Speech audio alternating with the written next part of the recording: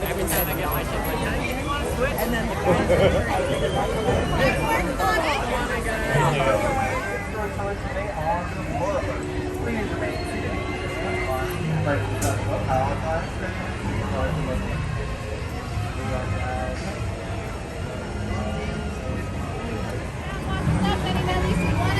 one adult on each side. Before we begin, a few things first. For your safety, please remain fully seated in one spot with all those hands, arms, feet, legs, and fingers inside the boat. And parents, please supervise your children so our story doesn't take any unexpected turns. Now, most people travel to magical places through pages of a book, but for those who do it in person, whether it be down a rabbit hole or sprinkled with a bit of pixie dust, they can find it quite magical. Or even menacing.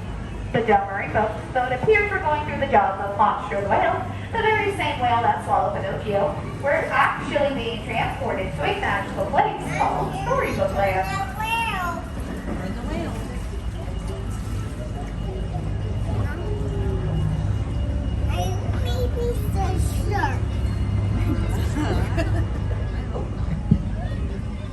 Of course, if you thought Monster was scary, in the cave coming up to your left, it's the home of the Big Bad Wolf. He's constantly after the three little pigs who luckily live across the water in their three houses. One made out of straw, one made out of sticks, and one made out of guaranteed wolf-proof bricks.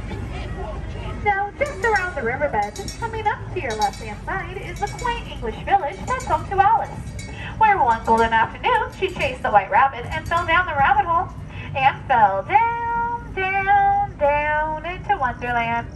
Of course, things got curiouser and curiouser from there. There are many fascinating places here in Storybook Land that inspire storytellers.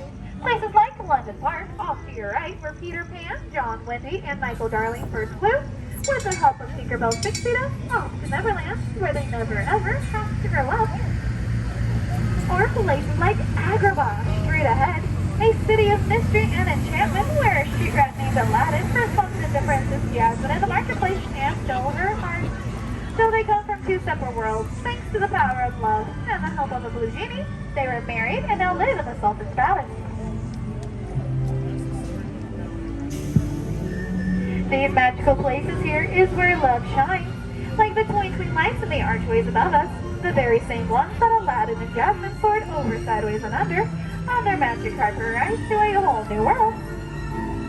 All of our stories here are filled with love and light, but they have their dark places as well.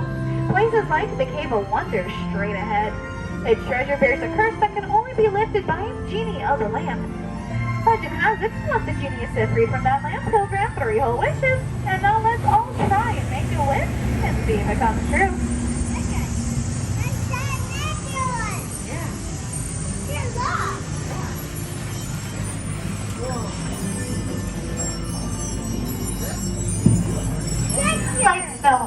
Snow White made a wish for safety after she fled the evil queen and came across the cozy forest cottage that's off to your right-hand side. It's the home of the 7 dwarfs who offered her shelter and thanks for her kindness, and beyond that, their diamond mines where they like to whistle while they work. Cinderella made a wish to go to the ball, but her wicked stepmother forbade it and locked her up in the blue roof chateau that's off to your left. Thanks to her fairy godmother, she was able to attend, but since she didn't leave by midnight, her carriage turned back into a pumpkin. And it's still there, up on that bridge. Well, magic has its limits. Thankfully, love does not.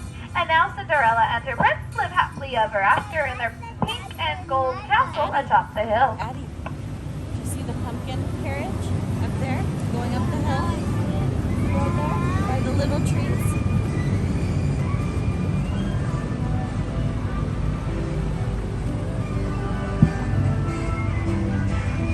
Like Cinderella once said, a dream is a wish that your heart makes, whether those be dreams of happily ever after or literal dreams. Inspired by bedtime stories that put babies off to sleep on hills with wilted flowers, like that off to your left, which was inspired by the 1933 Silly Symphony cartoon Lullaby Land. There's magic everywhere here in Storybook Land, even in the plants made small with the help of Rosetta's pixie dust so they never ever have to grow up, just like the Lost Boys of Neverland. And this part is one of the reasons why it was the ultimate favorite of master storyteller Walt Disney, and still inspires stories to this day. Such stories like The Wind in the Willows, with Mr. Mole's modest home front on the water's edge coming up to your left, with his neighbor, Mr. Toad of Toad Hall. But sorry folks, J. Thaddeus Toad is not home right now, for he's in his motor car in Fantasyland going nowhere in particular.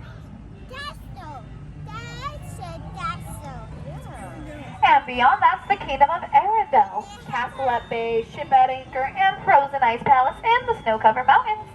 There, sisters Anna and Elsa meet their frozen friends, Olaf, Kristoff, and Sven, and they all discover something more powerful than Elsa's magic, the power of love.